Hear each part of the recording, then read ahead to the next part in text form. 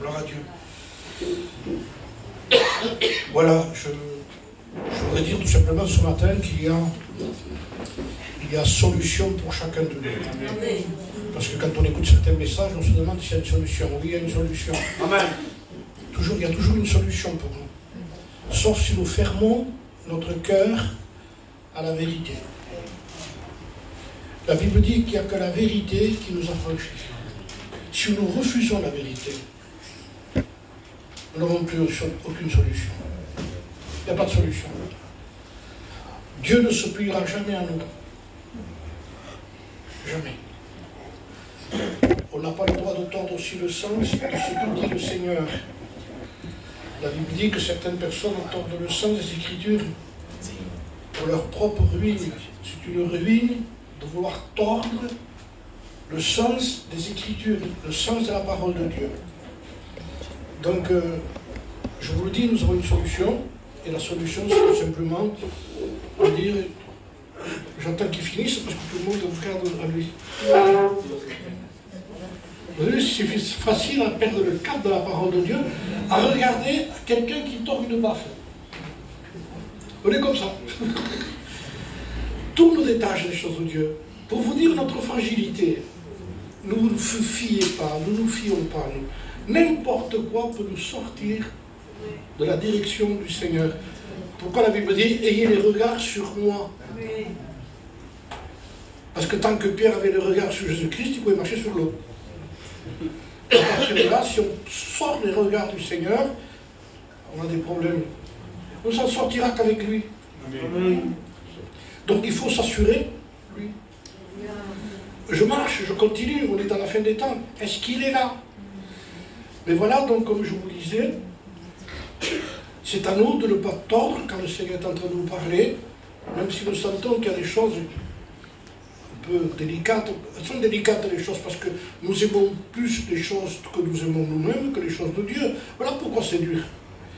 Mais si nous demandons à Dieu, Seigneur, aide-moi à aimer ce que toi tu aimes et à haïr ce que toi tu haïs. Je n'ai aucune capacité, nous n'avons aucune possibilité. Tu as toutes les possibilités, mais tu veux que la vérité soit au fond du cœur. Ça, on peut l'avoir. Ça, on peut l'avoir ce matin, être vrai devant Dieu. J'étais en train de penser à un texte sur la lèpre, sur la loi de la lèpre. Et je pensais à ça parce que je pensais à ce thème que je vous parlais ce matin, d'être vrai devant Dieu. C'est dans le livre de Lévitique. Je lis que ça, hein. Et au chapitre 14, c'est le Seigneur qui parle et qui dit, au chapitre 14 et au verset 33, l'Éternel parla à Moïse et à Aaron et dit, lorsque vous serez entrés dans le pays de Canaan, donc je vous donne la possession, si je mets une plaie de lèpre sur une maison du pays que vous posséderez, celui à qui appartient la maison ira le déclarer au sacrificateur. Il voit une plaie de lèpre dans la maison, il voit une fissure, et celui à qui appartient la maison ira le déclarer. Maintenant, vous comprenez bien que la Bible veut qu'on déclare ce qu'il y a. Si on ne le fait pas, la maison va s'effondrer sur nous. Et la sagesse veut, l'humilité veut, que lorsque nous voyons une plaie, parlons de notre propre vie déjà, personnellement, hein, si nous voyons une plaie à l'intérieur de nous-mêmes, eh bien, nous irons trouver le sacrificateur, alors qu'il sait tout. Mais Dieu veut que la vérité soit au fond du cœur. C'est tellement personnel. Une plaie dans la maison, ça veut dire que ça ne regarde pas les autres. Ça vous concerne à vous. On peut passer pour ce qu'on n'est pas. Tout en cachant la plaie à l'intérieur. Mais qui mieux que toi, qui mieux que moi, peut savoir si ça va ou si ça ne va pas? Amen. D'abord, le mot qui arrange souvent, quand quelqu'un vous dit ça va, il vous dit ça va. Mais vous avez vu l'attitude du mot ça va? C'est pour dire, il vaut mieux que je dise que ça va, comme ça on arrêtera de parler. C'est dur quelqu'un qui vous dit non, ça ne va pas. Hein? Ça va, mais on sent que ça ne va pas.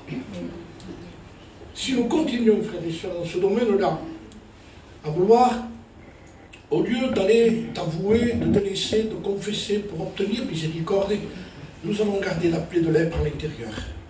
Et le texte dit bien ceci, celui à qui appartient la maison ira le déclarer au sacrificateur et dira, j'aperçois comme une plaie de lèpre dans ma maison. J'aperçois une plaie à l'intérieur de moi-même. De là vient donc ce matin, déjà, par rapport à la Sainte Seine, l'examen personnel de notre propre vie.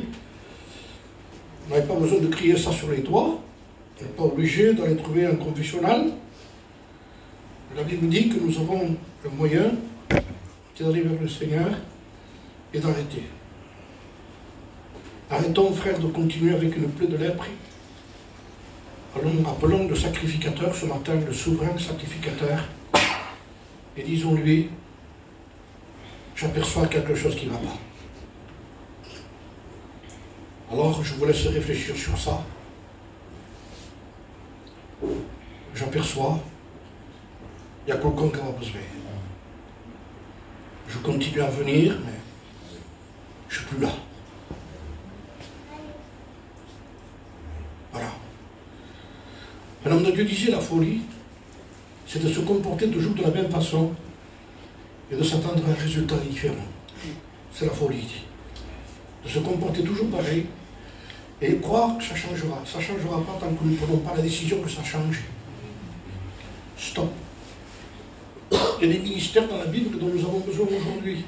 Jérémie a été choisi pour un ministère. Il sentait qu'il était jeune pour le faire, mais il t'ai appelé, ne tremble pas. Il dit, fais-le. Et je t'ai choisi pour que tu détruises, pour que tu abattes, pour que tu rases. Ministère particulier quand même. Le ministère de destructeur, de tout casser.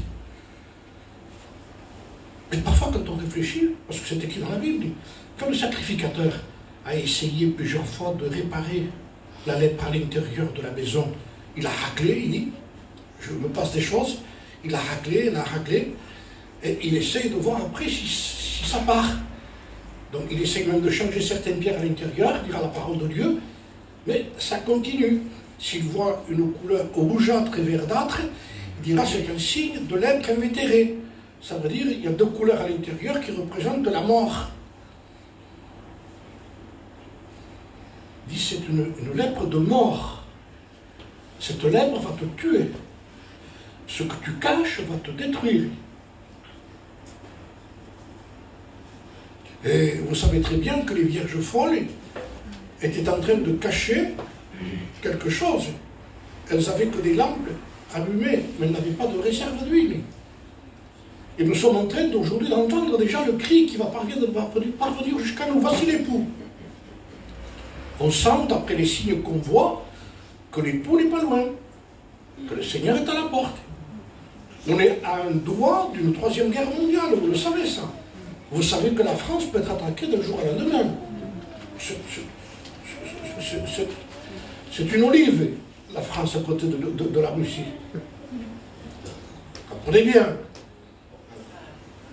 Alors là, il y a une provocation qui est en train de s'établir, il y a un but aussi, moi je ne suis pas un spécialiste sur ça, c'est qu'on vise aussi que, vous allez entendre parler de ça plutôt, dans quelques temps, que la Russie va aller maintenant s'occuper avec l'Iran d'aller trouver Israël, en disant maintenant pour toi aussi, quitte Israël pour laisser la place aux Palestiniens. Pareil que l'Ukraine. C'est un sujet ça. Donc ça a un but. Mais Dieu est en train de les amener là-bas parce qu'il va y avoir la destruction de la terre. Et il va y avoir tout va se passer là-bas. Mais avant ça, logiquement, l'Église va être enlevée. Amen. Vous n'êtes pas loin.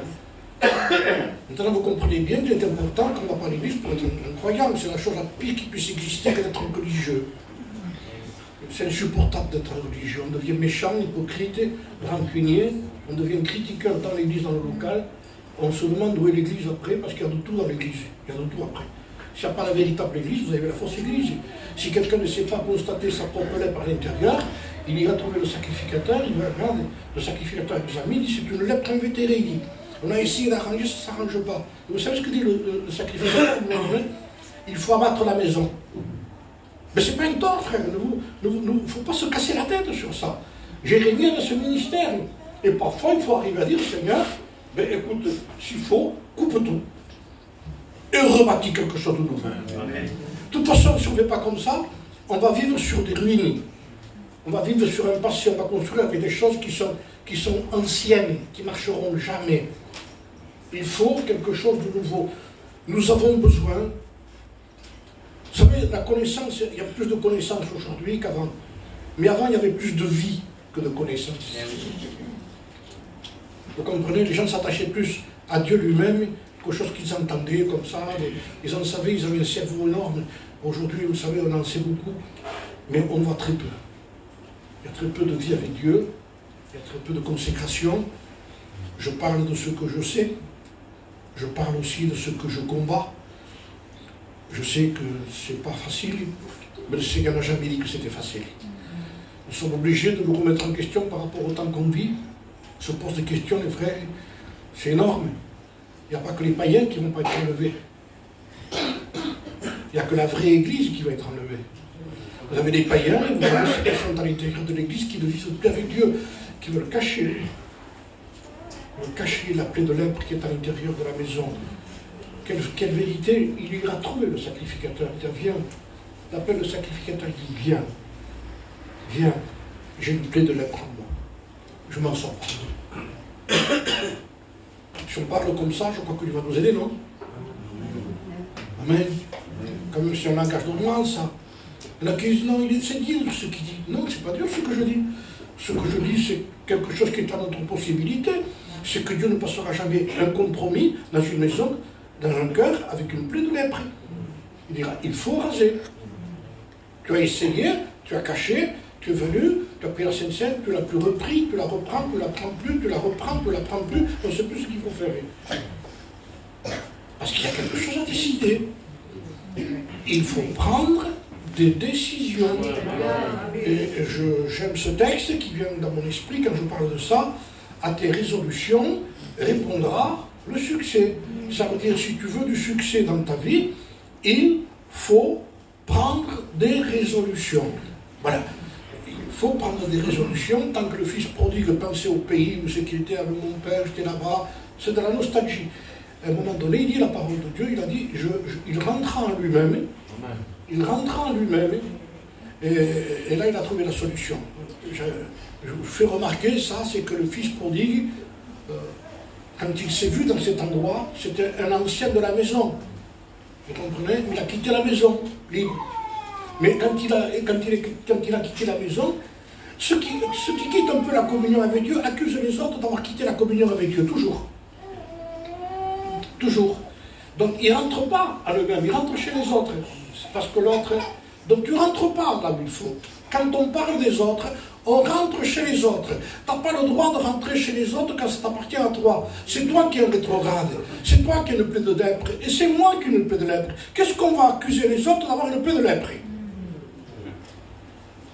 Alors quand le fils prodigue a décidé de rentrer en lui-même, là, il a compris que dans la maison du Père, il y a du pain en abondance et que lui mourait de faim.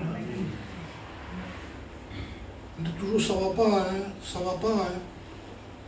Si chacun nettoierait devant sa porte, disait un frère un jour, le quartier serait propre. Vous comprenez bien, des moments, il y a plein de poubelles qui, il y a plein de gars. Écoutez, on ne va pas tout pouvoir nettoyer, hein, ça. Mais si on décide chacun de nettoyer devant sa porte, et si tout le monde le fait, vous verrez que le quartier sera propre. Et quand on fait la même chose par rapport à un local, à une église où nous appartenons, quand on commence à nettoyer à partir de là, et qu'on nettoie jusqu'ici, on dit maintenant, là c'est propre, fais-le frère aussi, fais-le mon frère aussi, faisons-nous les serviteurs de Dieu, faisons-le tous. Et nous allons nous rendre compte que nous aurons une église propre. Et c'est ce que le Seigneur veut. Viens chercher ce qui lui appartient. La Bible parle de certaines personnes qui sont comme des citernes crevassées, qui ne retiennent pas l'eau. Ce n'est pas le tout de mettre de l'eau dans les réunions, de l'eau. Il dit, comment ça se fait qu'il n'y a plus rien après? Mais comment ça se fait qu'il n'y a plus rien? Comment ça se fait qu'il y a une mission, une convention, une retraite, un séminaire? Gaspillez pas tant d'argent, frères et sœurs. Rentrez en vous-même, rentrons en nous-mêmes. Arrangeons nos problèmes personnellement avec Dieu. Cherchons pas ailleurs ce qui est devant nous, ce qui est à l'intérieur de nous. Et je crois que si chacun de nous, nous le faisons personnellement, chacun de nous, si chacun de nous, nous faisons cette chose-là, sans porter nos regards sur les autres. De toute façon, c'est toi qui te tiendras devant Dieu. Moi, personnellement, il n'y a personne à côté. Le plus près de nous, il ne s'y tiendra pas. Personne ne peut sauver l'autre. Personne. Donc ça veut dire que le salut, on le dit bien ça, c'est personnel. La vie chrétienne aussi. La marche avec Dieu aussi. Il n'y a aucune excuse. On ne peut pas dire à Dieu, Seigneur, c'est à cause de ça, c'est pas vrai. Tu n'avais qu'à me chercher. Tu n'avais qu'à rester avec moi. Je t'avais dit le secret où c'était. Ne me lâche pas. Mais je vais à la Réunion, puis t'attaches à des murs. En local. Moi je vais ici, moi je vais là-bas. De toute façon, je ne vais pas ici, je vais là-bas. Attache-toi donc à Dieu, il dit. Et tu auras la paix. La paix, ce n'est pas un endroit, c'est une personne. Attachez-nous à Jésus-Christ. Assurez-vous, Jésus-Christ. Surtout demandons si Jésus est avec nous au jour d'aujourd'hui. Mais oui qu'il est là. Alors, écoutez bien. Maintenant, je fais une lecture dans la parole de Dieu pour vous prouver que ça peut arriver, que nous nous trompions. Mais il y a toujours une solution. Luc chapitre 2. Je vais lire un texte. Je vous lirai notre texte, et après je vous lis l'histoire qui est entre ces deux textes. Luc chapitre 2. Verset 39. Lorsqu'ils eurent accompli tout ce qu'ordonnait la loi du Seigneur, Joseph et Marie retournèrent en Galilée, à Nazareth, leur dîner. Or, l'enfant, Jésus, priorité des priorités, Jésus. Il semblerait qu'aujourd'hui, on lui dit, écoute, tu restes là, si on va s'occuper de l'œuvre. Il dit, arrête, sans moi tu ne peux rien faire. C'est pas que des mots, hein. Non, c'est pas que des mots, c'est une réalité. De toute façon, vous allez vous apercevoir. Hein.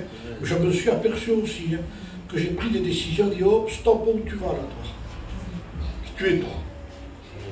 Alors, or, Jésus, l'enfant Jésus croissait et se fortifiait.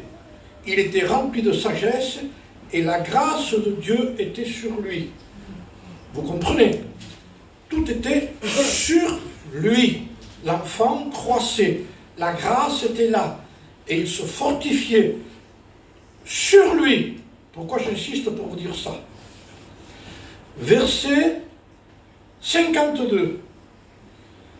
Et Jésus croissait, encore lui, en sagesse, en stature et en grâce, devant Dieu et devant les hommes. Donc ça veut dire, tout simplement, que le seul qui croissait, c'était lui. Vous comprenez le sens de ce que disait Jean après? Il faut qu'il croisse.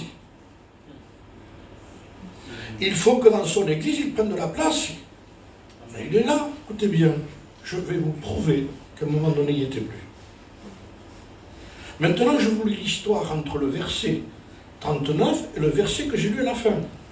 Verset 39, que je vous ai lu, et le verset 52.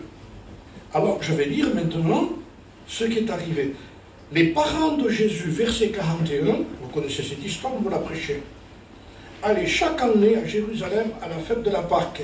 Lorsqu'il fut âgé de 12 ans, ils y montèrent selon la coutume de la fête. Puis, quand les jours furent écoulés et qu'ils s'en retournèrent, l'enfant Jésus resta à Jérusalem. Son père et sa mère ne s'en aperçurent pas. Je le répète, son père et sa mère ne s'en aperçurent pas. Mais tout est dans le religieux, là, il n'y a pas de problème. Hein.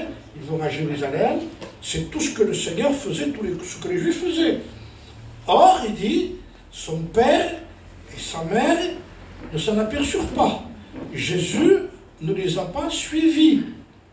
Jésus a démontré qu'il n'était pas d'accord. Et pour démontrer qu'il n'était pas d'accord, il les laisse partir tout seuls. On peut continuer tout seul.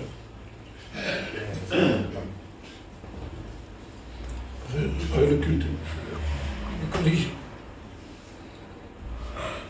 Nous on dit, il est là. Non, c'est le pain du boulanger, ça, à côté. C'est sa vie qu'il faut qu'il y ait. Ce qui devient réel par rapport au pain, c'est la réalité du Christ au milieu de nous. Or, tout reste comme avant. Jérusalem reste Jérusalem, le temple reste le temple, les discussions sur le chemin restent les mêmes discussions. Est-ce que vous me suivez dans ce que je vous dis? Ils partent et Jésus reste à Jérusalem. Pourquoi je vous dis ça? Parce que celui qui croissait, qui grandissait en stature et en grâce devant Dieu et devant les hommes n'y était plus. Donc si lui n'y est plus, il n'y a plus rien. Il n'y a plus rien qui grandit.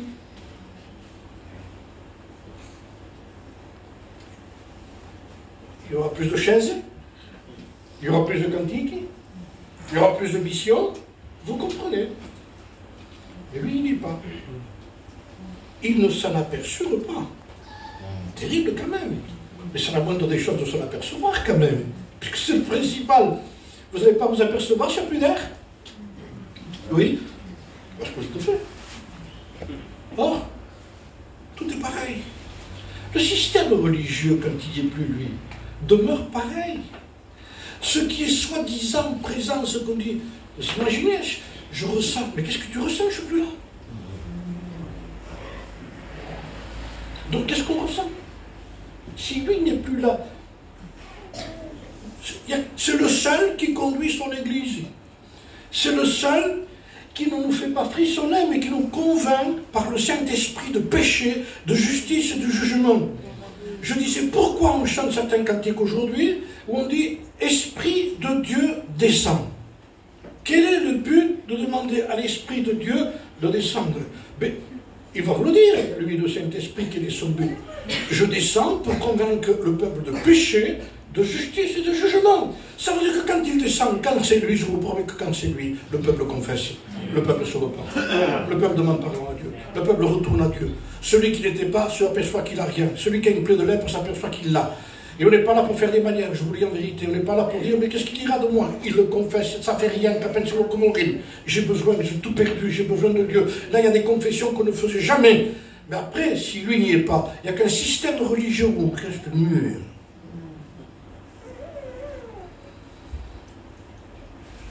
Et la mort règne. S'il n'y a pas Jésus, il n'y a pas la vie.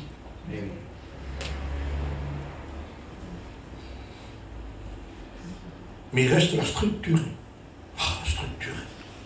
Qu'est-ce qu'on a fait des structures aujourd'hui? Qu'est-ce qu'on a fait des structures? Les traditions avaient pris le pas sur la parole à un moment donné.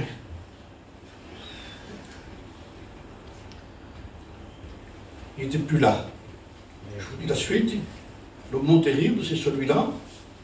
Il faudrait que nous prenions conscience, que je prenne conscience, et que je le fasse au nom du Seigneur Jésus, je le dis pour moi. Mes frères, je ne fais pas la mienne. Je peux me tromper. Avec tout ce que je sais. Parce que tout ce que je sais ne va pas dire qu'il est là. Quand il est là, même si j'en sais moins, c'est beaucoup plus important. Parce qu'on sait qu'il est là. Ça n'a rien à voir. Je ne peux pas remplacer 50 textes que je peux citer par cœur avec une seule minute qu'il est là.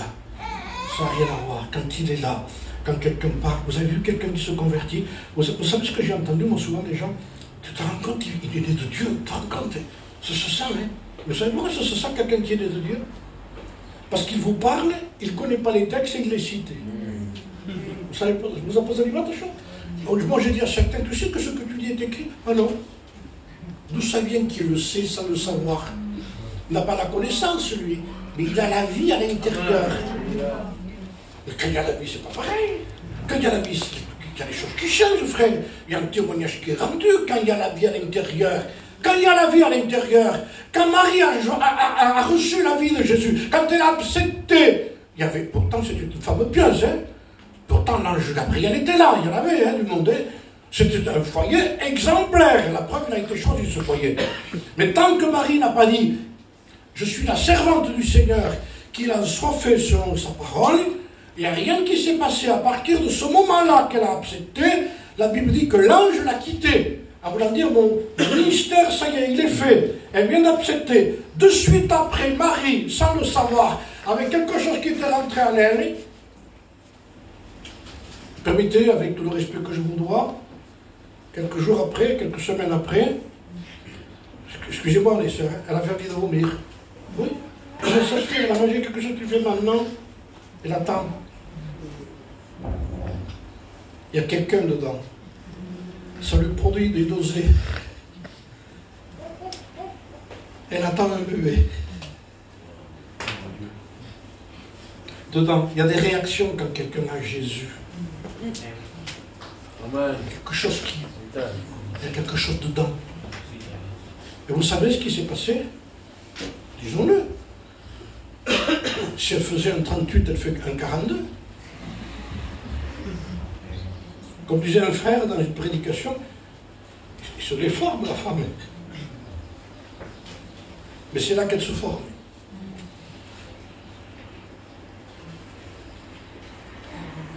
Sa présence enlève toute la splendeur de la personne. C'est Jésus qui est dedans. Amen. Quand il dit,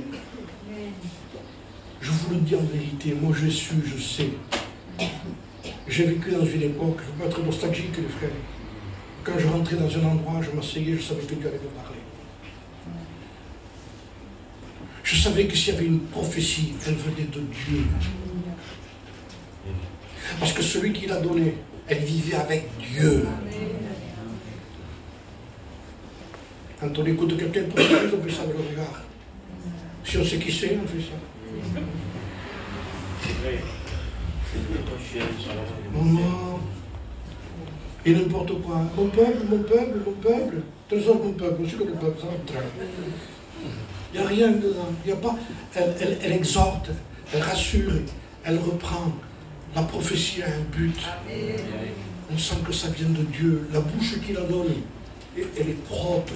Amen. Alléluia. Vous voulez prophétiser? Ayez un bon témoignage. Vous n'avez pas de bon témoignage? Ne prophétisez pas. Amen. Adieu. Ça va, on prêchera. Attendez d'être visité par le Saint-Esprit, convaincu de péché. Dites qu'il y a une lèpre chez vous, confessez-la. Dites au sacrificateur de l'enlever, il va l'enlever, il va battre tout, et vous reconstruisez sur quelque chose de neuf, et on vous fera confiance. Les sœurs et les frères, son Église, elle est en train de marcher sans lui. Jésus n'était plus avec Marie ni Joseph. Il venait de la grande convention, de la grande retraite, du grand séminaire. C'était parti selon la tradition. Le mot est dur. Traditionnaliste, tradition, habitude. La crainte qu'a de ce peuple ne pure que tradition humaine, dira le Seigneur. Parce qu'il a entendu parler. Si nous entendons parler que de parler, et jamais nous avons expérimenté, on ne saura pas ce qu'est le goût. On a la notion que ça doit être bon. Donc c'est bon, tu as la goûté. La Bible dit, si vous sentez combien le Seigneur est bon, c'est une odeur, mais après si vous avez goûté, parce que quand on sent, on veut goûter, on dit, bon, c'est parce que c'est bon. C'est différent l'odeur et le goût, je vous le dis. Hein. Il n'y a pas d'explication là. Vous pouvez donner avec l'odorat, ça sent un peu qu'il y a dedans un peu de vanille. Pourtant, je vais manger. Alors, c'est toute l'étude biblique que ça sur la vanille, hein. Sur ce qu'on a mis dedans. Ça sent un peu le rhum. Mais tu n'as pas mangé, tu ne manges pas dedans. Il faut manger. Tu ne donneras pas l'explication de ce que c'est, mais tu sais que ce que tu diras, c'est bon. Ah, que c'est bon. Tu vas donner plus envie en disant ah, que c'est bon que donner l'explication de que ce que ça sent. On a besoin d'avoir goûté combien le Seigneur est bon. On a besoin de goûter à ce que c'est confesser son péché. Là, nous allons goûter aussi des choses extraordinaires quand on ressent l'esprit de repentance qui est sur nous et qu'on est en train de pleurer devant Dieu en disant je demande pardon, Seigneur. Le peuple veut s'en sortir comme ça, sans s'humilier. On ne s'en sortira pas. Là, on ne résiste pas au diable, là, quand on ne demande pas pardon. On résiste à Dieu. Dieu résiste à l'orgueilleux. Il y a quelqu'un qui se dresse devant toi. Si c'est le diable avec ses démons, ce n'est pas un problème, parce que celui qui est avec nous est plus grand qu'eux. Mais quand c'est lui qui est contre nous, qui va nous aider alors? Qui? Un morceau de pain, gaffe-la tout ça, ne la prends pas. Humilie-toi d'abord. Je ne dis pas de la prendre. Prends-la si tu t'humilies. Tu demandes pardon. Il n'y a aucun miracle dans un morceau de pain, frères et sœurs. Au contraire, tu vas avoir des problèmes. C'est du sérieux. Amen. Il n'y était plus. Il n'était plus là. Et ça continuait. Et ils parlaient ensemble. Et ça continuait. On parlait certainement de la réunion qu'ils ont eue avec le rabbin qui avait là-bas. Le prochain. Le rabbin là-bas. Et il ne s'était pas aperçu, il dit. Ne s'aperçurent pas. Samson non plus ne s'était pas aperçu. Il ne savait pas que l'Esprit de l'Éternel s'était retiré de lui, Samson. Son physique n'avait pas changé, il était toujours Samson, celui qui s'était battu contre les Philistins. Mais tant qu'il était avec Dieu, il pouvait se battre contre les Philistins. Mais quand Dieu n'est plus avec toi, il n'y a personne qui peut t'aider. Tu crois que tes muscles qu'il y avait avant, ta connaissance, tu t'en sortiras pas. Le diable, ça y est, on l'a eu, Delilah. Vous savez, le diable est fort, hein. Ils ont pris une femme qui s'appelait Delilah. Delilah veut dire faible, quelque chose de faible, mais qui vient sortir ce qui est quelque chose de fort. Parce que nous avons accepté de garder quelque chose dans nos cœurs. Il dit, si tu résistes, c'est moi qui m'en vais. Ou c'est ça qui s'en va, ou c'est moi qui pars. On ne peut pas cohabiter. J'habite pas avec le péché.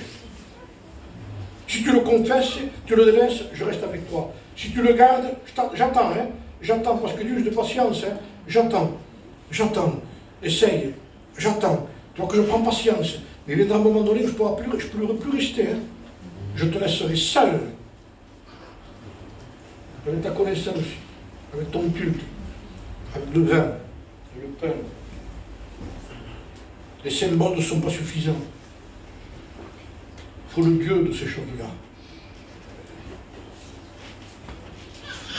Il faut le Dieu de nos réunions. Il faut le Dieu de nos prédications. Il faut le Dieu de nos cantiques. Il faut le Dieu de notre communion. Ce n'est pas le tout de faire chanter la chorale ensemble.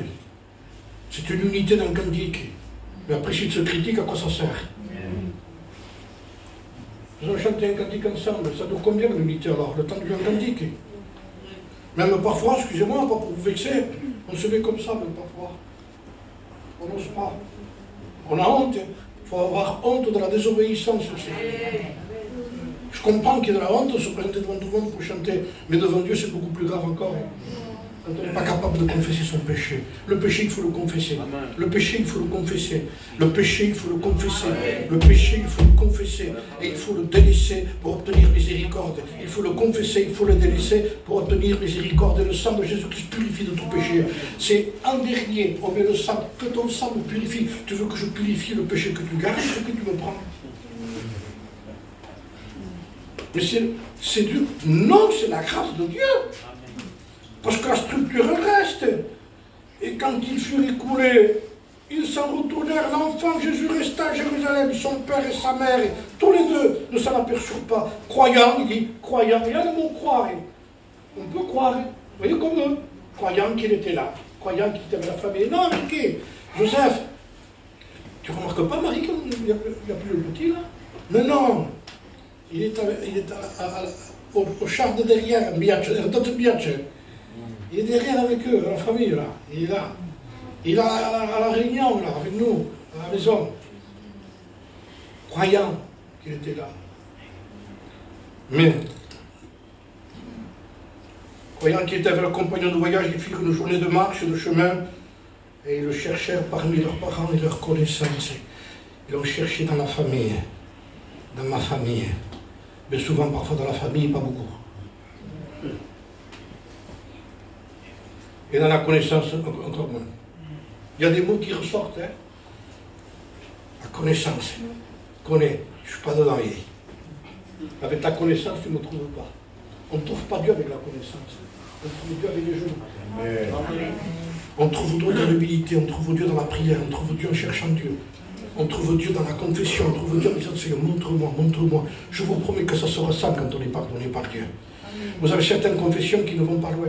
Mais quand on cherche Dieu, quand on est convaincu de péché, quand on sent qu'il y a une tristesse selon Dieu qui nous envahit, nous sommes capables de dire au sacrificateur, j'ai une plaie de lèpre dans ma vie. Seigneur, si ça ne marche pas, détruis. Sauve-moi. Les frères, moi, il y a un cri qui va sortir aujourd'hui. Sauve-moi. C'est pas rétablis-moi dans l'église pour que je chante un cantique. Sauve-moi. Je suis un perdu dans l'église, Seigneur. Je suis un perdu parce que tu y es plus. Vous comprenez bien que ça ne marchait plus. Même tout ce qu'il savait ne marchait plus. Il n'était plus là. Il n'était plus là. Écoutez bien. Le texte dit bien.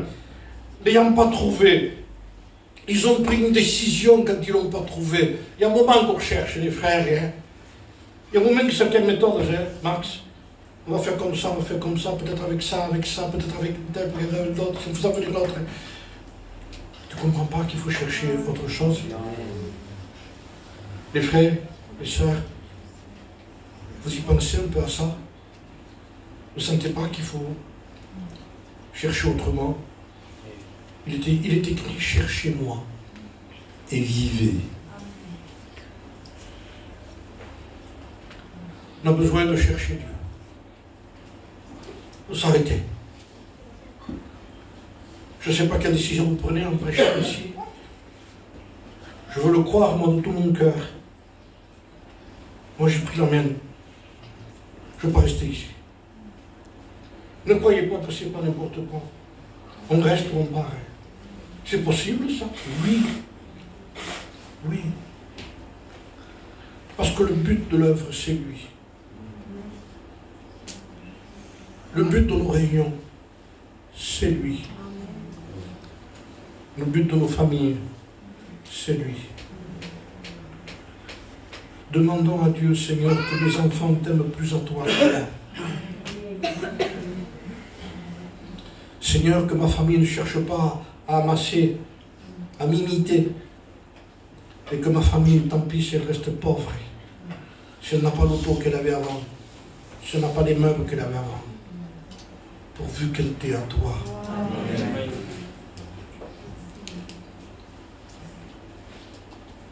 Déjà, on fait le choix de faire des mariages en disant si ta case en est dans une case, qu'est-ce que j'en fasse? S'il n'est pas spirituel ou il n'est pas spirituel. Il y a des gens qui ont fait le choix par rapport à ce qu'il y avait derrière. Arrêtons avec ça. Prenons le taux de spiritualité de la personne d'abord. Et demandons d'abord s'il est chrétien ou pas, s'il est véritablement chrétien. Ne faisons pas des mariages arrangés. On cherche plutôt à quelques-uns. Non. Il faut d'abord qu'il soit spirituel, qu'elle cherche Dieu, ça ne tiendra pas. Ça ne tiendra pas. Quand il n'y est plus, on fait des bêtises. On prend des décisions sur lui. N'ayant pas trouvé, ils retournèrent à Jérusalem. Vous savez ce que ça veut dire, ça? Ils sont dans une direction. Ils s'arrêtent. On ne le trouve pas, là, non? Regarde bien, Joseph. Non, non, non. Demi-tour. Conversion. Il faut se convertir tous les jours. Tous les jours, quand on se lève, il faut se convertir. Nous avons des directions qui ne sont pas bonnes. Des pensées dès le matin qui vous prennent la tête.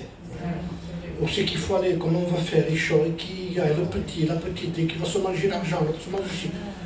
Retourne-toi. Dirigeons-nous vers lui. N'ayez pas peur. Dieu nous a promis qu'il nourrit les oiseaux du ciel et les lys des champs. Et qu'à chaque jour suffit sa peine. Oui, mais au mois d'août. Mais qui tu es pour parler du mois d'août? Aujourd'hui. Qu'est-ce que me dit? Maintenant. Et demain, t'en fais pas, il dit. Ceux qui s'inquiètent, dit Jésus, ce sont les païens. Il nous traite de païens. T'es un païen. Si vous aimez ceux qui vous aiment, quel gré vous en sera-t-on? T'as pas besoin de parler en langue, il y est pour ça. Les païens aussi, ils font pareil que toi. Donc, tu ressembles à un païen. Les choses que met le Seigneur en nous, c'est le contraire des païens. Dieu met des capacités d'aimer quelqu'un qui ne nous aime pas. Voilà, quand même, hein. On a une nature aussi, on n'est pareil que les autres. Mais Dieu a mis une nature en nous qui est beaucoup plus forte que la nôtre. Voilà. On est fort parce qu'il est fort. On ne peut pas, mais lui peut. La logique de l'évangile, c'est l'illogique de la terre. Il pourra, il t'en pourra. Non, moi, non, non. Non. La loi dit, moi je vous dis, moi je vous dis, moi je vous dis, moi je vous dis, moi je vous dis, moi je vous dis. Et on essaie de tourner encore dans un système insiste, on insiste. Si vous insistez, vous enlevez ma parole. Si vous enlevez ma parole, c'est moi qui parle. Quand la parole, l'autorité n'est plus chez nous, ça veut dire que lui n'est plus chez nous. Pourquoi vouloir lier sa présence sans sa parole? Vous voulez savoir s'il est là? Respectez les Écritures. Amen. La Bible dit, Seigneur, je suis pour niveau, je continue. Amen. Je ne t'ai je veux ça. Si c'est pas ça, tu ne seras pas là de toute façon. À quoi ça sert? Mais à quoi ça sert? Alors qu'ils retournèrent à Jérusalem. Demi-tour. Et ils vont vers la direction, écoutez bien, hein, où ils sont en train de marcher à l'envers, là. Hein. Les gens qui sont retournés, ils voient Joseph et Marie. Marcha. Toujours. Je vais à Jérusalem. Mais c'est fini. La mission est finie. La retraite est finie. Non, non. J'ai perdu quelqu'un. Comment? Mais on vient tous. Tu te souviens de la réunion qu'on a eue? Quelle comédie est-ce? On a donné des éloges de rabbins qui prêchaient là-bas. Invite-le pour la mission. Tu veux que j'invite, dit Jésus? Alors en marchant à l'envers, on est la minorité. Quand vous êtes la minorité, les gens vous disent, tu te trompes. Tu es tout seul, avec ta famille. Vous savez, c'est pas grave. Où tu retournes? Tu retournes à Nazareth, non? Chez toi, là-bas? Non. Je ne peux pas retourner à Nazareth encore. Pourquoi? Parce que j'ai plus Jésus. Comment? Oui, j'ai plus Jésus. T'as plus Jésus? T'es marié, toi. Comment ça se fait que t'as plus Jésus? Vous savez pourquoi Marie a perdu Jésus? Je disais un jour dans une prédication en parlant de ça. Parce que quand Jésus est né, quand il était petit, elle savait, lui, elle repassait dans son cœur tout ce qu'on avait dit sur lui. Elle n'avait pas le droit de le perdre. C'était le sauveur de l'humanité, de sa famille, du monde entier. Et on devait entendre dans Nazareth continuellement Marie en train d'appeler Jésus. Jésus! Si elle aurait été une catalane, elle aurait dit Tonoï. Elle le disait en hébreu, en juif. Le petit. Le petit. On devait entendre dans toutes les maisons à côté, on entend qu'elle. On entend qu'elle toute la journée. Vous comprenez le mot? On entend qu'elle. On entend que Jésus. Jésus. Où est Jésus? De qui voulez-vous qu'on parle? Et Joseph devait lui dire, il est là, écoutez-moi. Il fallait qu'elle rassure. Il fallait que Joseph rassure Marie. Il est là. Mais pourquoi on ne s'occupe pas de chercher Jésus? Je ne comprends plus. Les frères et les sœurs, je vous le dis en vérité. Hein. Si on ne s'arrête pas, si on ne fait pas quelque chose, on a des problèmes, Max. Bello. On va avoir des problèmes. Je vous le dis, je le ressens dans mon cœur fort. On va avoir des problèmes si on continue en étant têtu de vouloir continuer à avoir des réunions sans s'assurer s'il y a Jésus. Nous voulons Jésus. Et je crois que vous le voulez aussi, sinon vous ne seriez pas là. Vous ne seriez pas là, écoutez le message de Mumbai Lakaze. Vous êtes là parce que vous voulez devenir meilleur. Et moi aussi, je suis avec vous. Mais pour en devenir meilleur, c'est pas avoir une connaissance plus grande, écouter un message de plus, ou le mettre là, à la télévision, là. C'est pas ça. C'est de moi tout simplement de dire, Seigneur, pour moi, tu es en train de parler dans mon cœur. Qu'importe les autres, dit le Seigneur, mais peut-être ils ne le feront pas. Ça ne te regarde pas, ça. Toi, suis-moi. Ça ne te regarde pas comment ils vont faire les autres. Quand tant que le Seigneur te parle, fais un demi-tour. Retourne vers Jérusalem. Allons chercher celui que nous avons perdu. Disons-le tout simplement. Il nous reste tout sauf lui. Nous avons tout sauf lui. C'est pour ça que le péché rentre facilement chez nous. S'il n'y a pas lui, les gens qui rentrent avec ce qu'ils sont, avec leur péché, sauf que maintenant, au lieu de les garder chez eux, vous les amènez dans l'église. Vous avez des disputes chez vous, des divisions chez vous, vous avez, excusez-moi le mot, des adultères, vous avez des gens de péché énorme. Comment dans l'église, il y en a? Il y en a. Qu'est-ce que vous croyez, vous croyez que les murs vont empêcher le péché de rentrer? Mais vous mettez du monde ou quoi? Vous croyez que l'eau va noyer les démons? Quand on baptise quelqu'un, ça va nager. Et le péché aussi, c'est nager. Il faut ça. Amen. Et il retourne. Et il cherche. Et cherche pendant quelques jours. Cherche, cherche, cherche, cherchez, vous trouverez. Frappez, on vous ouvrira. Demandez, vous recevrez. À chaque chose, il y a une promesse, je le ferai. Tu frappes, il dit. Je peux te dire, frappe, on verra. Il dit, non, tu frappes, je t'ouvrirai. Tu cherches, je te promets que tu t'ouvres. Bon, comme vous faites quand même. Amen. C'est rassurant quand même. Hein. Cherchez, vous trouverez. Demandez. Mais si demande, il ne me donne pas. Demande, il dit. Et je te donnerai. La parole de juge dit qu'on insiste, il n'a aucune compassion pour personne. Il prend un exemple extrême. On dit, lui, Steve Apostingou, il le fait quand même. On dit, vous comptez moi, j'aime tout le monde.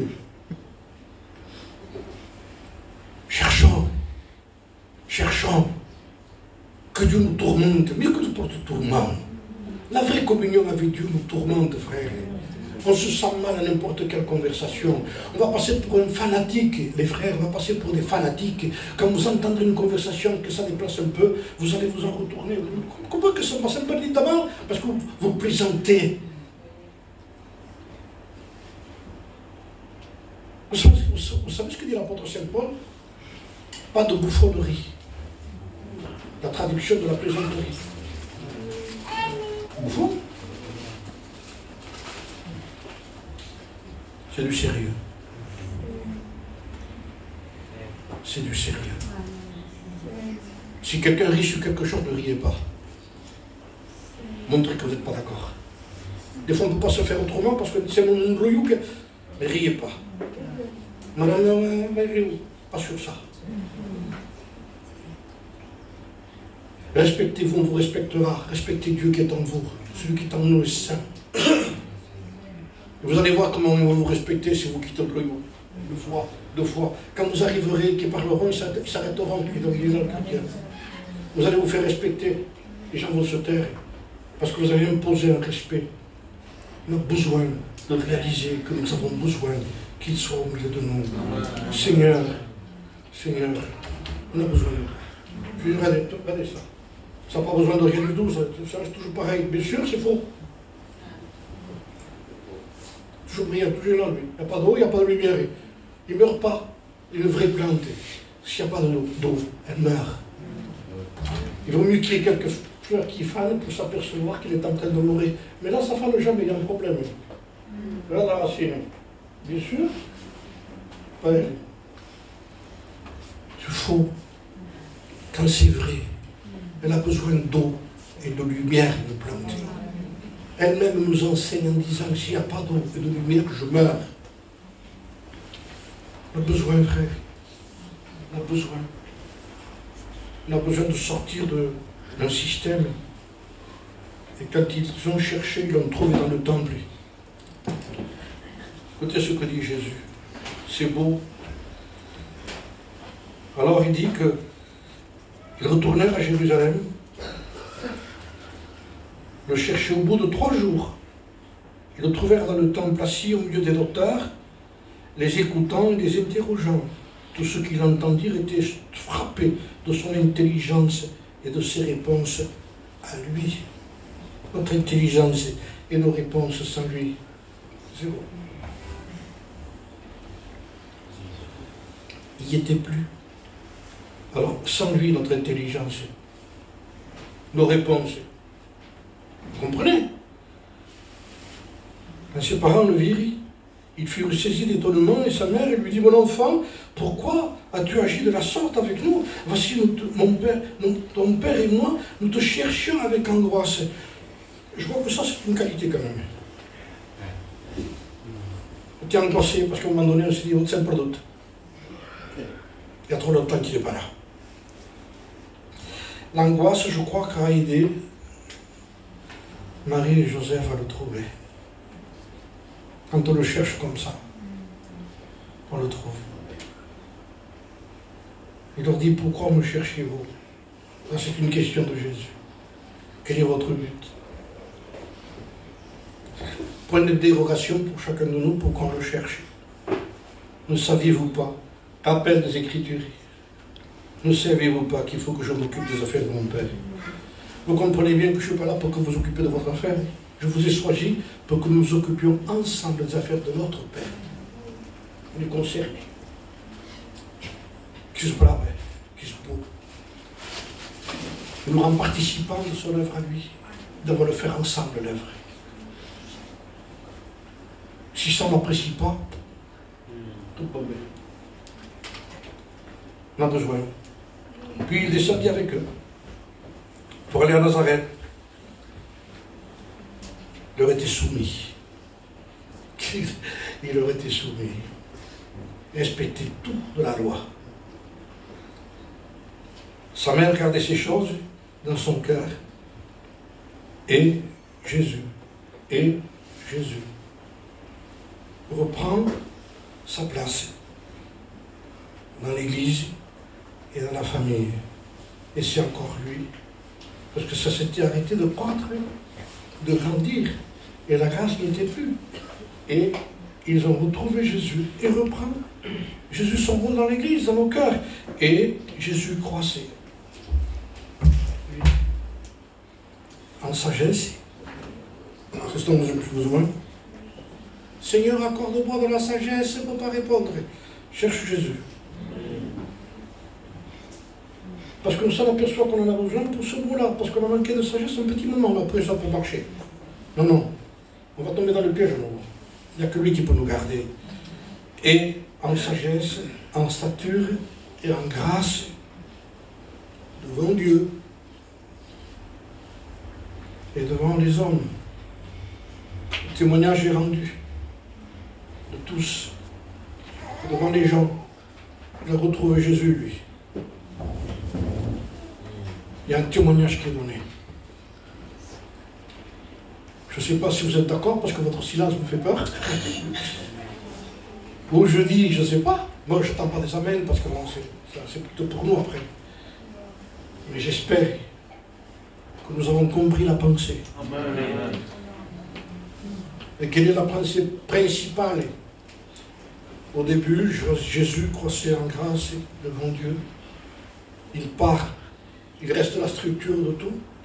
Le temple existe, tout existe, mais il n'y est plus. Donc tout reste, mais lui, il n'y est pas. Mais quand tout reste, il ne faut pas se fier que tout reste. Que les cantiques y sont, que la réunion y est. Il faut se dire, est-ce qu'il y est, lui? Parce que c'est lui qui est important. Vous vous rendez compte qu'il faut que nous chantions un cantique que moi, je n'ai jamais compris. Hein? Bienvenue, Jésus. Je quitte tout bête. Je rentre chez Max, j'ai bienvenu Max. On dira, non, t'es chez moi, il était chez moi. C'est toi qui es bienvenu. Tu es venu chez moi. Donc quand on dit à Jésus bienvenue, il nous dit, mais tu es chez moi, sauf si je suis chez vous. Mais quand Jésus y est, on n'a pas besoin de lui dire, tu es chez toi, comment je veux te dire bienvenue? Donc c'est moi qui te dis à toi bienvenue et qui te dit s'il te plaît. C'est lui le patron, c'est lui le maître, c'est lui le Seigneur. Amen. Sans lui, on ne peut rien faire. Essayez de le faire. De toute façon, on a reçu assez de coups. Hein. On a assez fait des limites de dépression, hein, où le cachet était pas loin. Eh oui, dépression. Vous savez pourquoi? Quand il n'y a plus de paix, on cherche des moyens. Au lieu de continuer, appelons le sacrificateur. Il y a dans mon cœur une plaie de lèpre. Seigneur, fais-le. Guéris-moi. On prie.